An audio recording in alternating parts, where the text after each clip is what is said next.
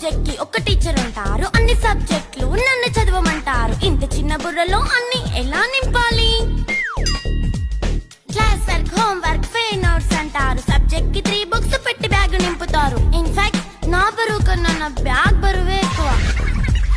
క్వశ్చన్లు, ఆన్సర్లు, సర్ప్రైజ్ టెస్టులు తమ్మి దాటుకొని మళ్ళీ స్కూల్ వాన్ ఎక్కేసి అమ్మయ్య ఇక ఇంటికి వచ్చేసామనుకుంటే మార్క్స్ తక్కువ వస్తే చెయ్యాలి అసైన్మెంట్. రిపోర్ట్ కార్డ్ చూపిస్తే ఇంట్లో ఉన్న పనిష్మెంట్. హోమ్ వర్క్ చేయమంటూ మమ్మీ చంపుతుంటుంది. ట్యూషన్ టైం అయిందని డాడీ తరుముతుంటాడు. డాన్స్ క్లాస్ కి వెళ్ళమని తాతయ్య తిడతాడు. స్నాక్స్ తిని వెళ్ళమని నాన్నమ్మ ఆపుతుంది. ఇక అన్నీ అయిపోయాక కాసేపు టీవీ చూద్దామంటే మమ్మీ ఎంట్రీ ఇచ్చింది. బెడ్ యొక్క మంది చిన్న నాప్ తీసేలోపు తెల్లారిపోయింది.